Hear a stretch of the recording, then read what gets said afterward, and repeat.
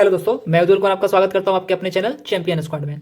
तो जैसा कि हम लोग स्टार्ट किए थे क्लास 7 का हिंदी बुक, जिसका चैप्टर 11 तक हम लोग कंप्लीट कर चुके थे। आज चैप्टर हम लोग का 12 रहेगा। ठीक है, अगर आप लोग चैप्टर 11 तक का वीडियो नहीं देखे हैं तो डिस्क्रिप्शन में लिंक मिल जाएगा, आप वहां से जाकर देख सकते हो। और साथ के साथ चैनल के प्लेलिस्ट वाले सेक्शन में भी जाकर के आप वहां से वीडियो देख सकते हो। तो चलो आज हम लोग स्टार्ट करेंगे चैप्टर 12, जिसका नाम है जन्म बाधा। ठीक है, इसका हम लोग प्रश्न अभ्यास को देखेंगे। ठीक है, चलिए तो हम लोग प्रश्न अभ्यास स्टार्ट करते हैं। प्रश्न अभ्यास स्टार्ट करने से पहले आप लोग से बोलना चाहेंगे कि आप लोग को वीडियो अच्छा लगता है तो लाइक कीजिए, कमेंट कीजिए और अपने दोस्तों के साथ शेयर भी कीजिए और साथ के साथ सब्सक्राइब कर लीजिए, जिससे आने वाले समय में आप लोगों को फुल्ली अपडेटेड मिल सके। ठीक है, चलिए तो हम लोग चलते हैं अपने पढ़ाई की तरफ। देखिए, जैसे पार्ट से कह रहा है प्रश्न 1, गुड्डी अपनी तुलना बंधुआ मजदूर से क्यों करती है। तो इसका हम लोग उत्तर लिखते हैं।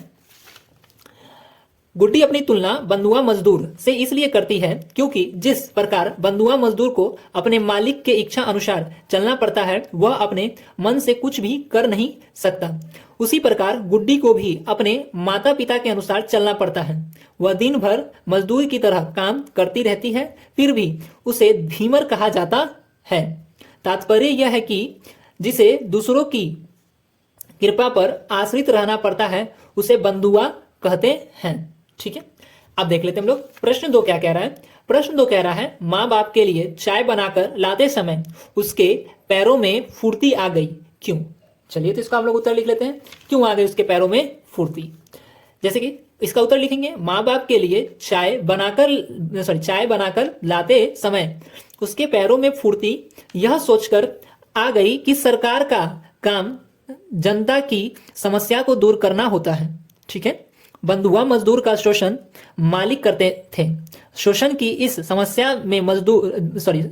समस्या में जब मजदूरों को मुक्त कराया गया तो मेरी समस्या से भी प्रधानमंत्री अवगत होंगे और मेरी जैसी शोषित बेटियों के उद्धार की घोषणा अवश्य करेंगे।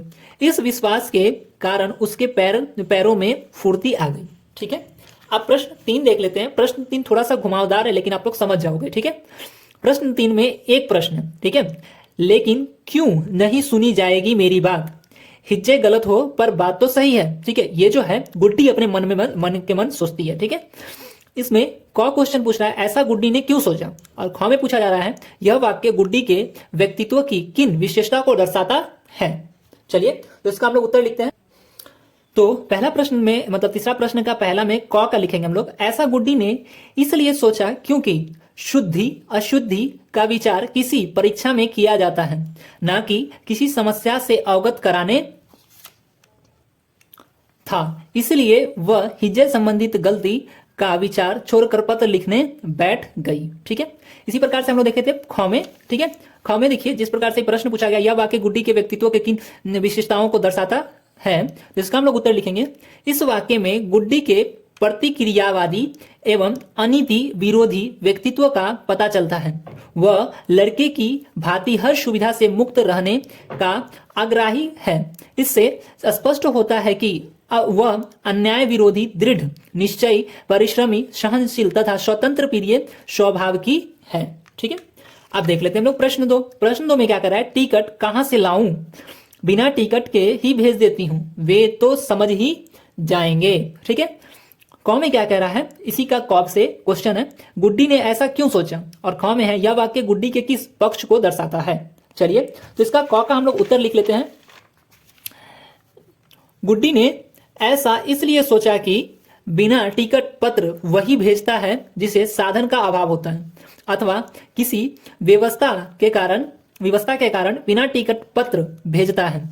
उसने पत्र में अपनी समस्या का जिक्र तो कर ही दिया था, इसी कारण गुड्डी ने ऐसा सोचा। ठीक है, अब इसका ख का भी देख लेते हैं। इसके ख में क्या कह रहा है उसको भी हम लोग देख लेते हैं।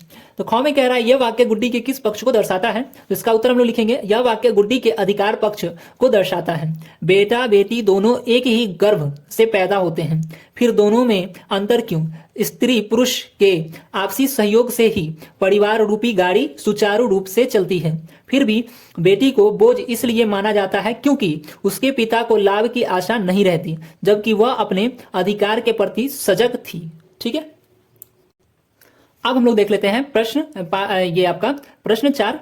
पठित पाठ के आधार पर आपके मस्तिष्क में जो दृश्य उत्पन्न होता है उसे अपने शब्दों में लिखिए। ठीक है, चलिए इसको हम लोग लिखते हैं। पठित पाठ के आधार से यह स्पष्ट होता है कि रूढ़िवादी विचार अथवा पुरुष प्रधान परिवार होने के कारण समाज में बेटियां अथवा स्त्रियों का शोषण होता है। लोग बेटियों को अपेक्षा की दृष्टि से देखते हैं, चाहे बेटी सारे गुणों से संपन्न क्यों ना हो। माफ कीजिएगा।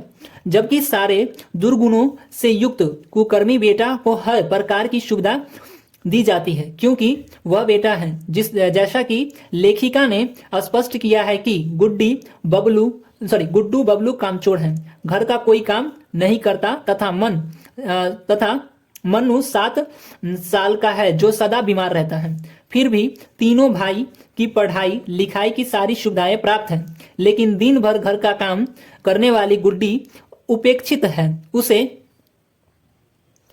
उसे परिश्रम के पुरस्कार के रूप में डांट मिलती है। अतः इससे स्पष्ट होता है कि बेटिया के साथ घोर अन्याय किया जाता है। ठीक है, अब हम लोग पार्ट से आगे का प्रश्न देख लेते हैं। चलिए पार्ट से आगे जो प्रश्न 1 है उसको देखते हैं। इस कहानी का शीर्षक जन्म बाधा है। आपकी दृष्टि से ऐसा शीर्षक क्यों दिया गया है? चलिए तो इसका हम लोग उत्तर लिख लेते हैं। क्या हो सकता है इसका उत्तर? इस कहानी का शीर्षक जन्म बाधा परिस्थिति विशेष के कारण दिया गया है। यदि छोटी बहन जन्म न लेती तो पिताजी अनिच्छा की स्थिति में भी उसकी पढ़ाई जारी रहती और घर का काम स्कूल के बाद करना पड़ता। इस संबंध में दूसरी बात यह भी उल्लेखनीय है कि वह प्रथम संतान थी, इसलिए उसे अपने छोटों की देखभाल करना पड़ता था। अतः मेरे विचार से कहानी का शीर्षक जन्म बाधा उचित है। ठीक है, चलिए अब प्रश्न 2 देख लेते हैं। प्रश्न 2 क्या कह रहा है? किन किन बातों से पता चलता है कि गुड्डी अपनी मुक्ति के लिए दृढ़ संकल्प थी? चलिए तो हम इसका उत्तर हम लोग लिख लेते हैं।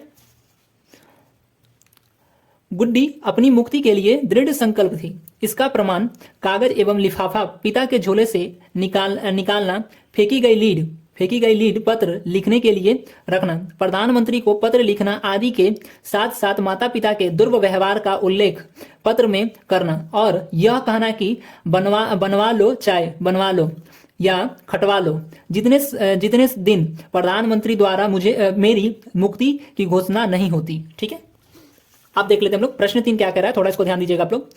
अपनी मुक्ति के लिए गुड्डी प्रधानमंत्री को चिट्ठी लिखती है। इसके माता पिता परेशानी में पड़ सकते हैं। गुड्डी के इस व्यवहार पर तर्क सहित विचार कीजिए। चलिए तो हम लोग इसका तर्क सहित विचार करते हैं, क्या हो सकता है। प्रधानमंत्री को पत्र लिखकर गुड्डी यह साबित करना चाहती है कि माता पिता को हर संतान के साथ समान व्यवहार करना चाहिए, चाहे बेटी हो या बेटा। यदि माँ बाप बेटे में भेद करते हैं तो उनके विरुद्ध आवाज उठाना उचित है। गुड्डी का यह व्यवहार नैतिक दृष्टि से भले ही अनुचित है किंतु सामाजिक दृष्टि से सर्वथा उचित है, क्योंकि एक बेटी के विरोध से सारी बेटियों का कल्याण हो जाता है। तो इससे बढ़कर महान कार्य और क्या हो सकता है। इसलिए माता पिता की परेशानी की चिंता छोड़ गुड्डी ने जो कदम उठाया वह सही है। व्यवहारिक दृष्टि से भले ही अनुचित माना जाता है, क्योंकि संतान का कर्तव्य माता पिता को परेशानी में डालना नहीं होता है। ठीक है, तो हम लोग का प्रश्न 3 ये जो हम लोग का चैप्टर है, चैप्टर 12 ये कंप्लीट खत्म हो चुका है। अब हम लोग मिलेंगे चैप्टर 13 में। ठीक है, अगर वीडियो आप लोग को अच्छा लगा है तो लाइक कीजिए, कमेंट कीजिए और दोस्तों के साथ शेयर कीजिए और साथ के साथ चैनल को सब्सक्राइब कर लीजिए, जिससे आने वाले समय में आपको वीडियो अपडेटेड मिल सके। तब तक के लिए आपका बहुत बहुत धन्यवाद। पढ़ाई पर ध्यान दीजिए।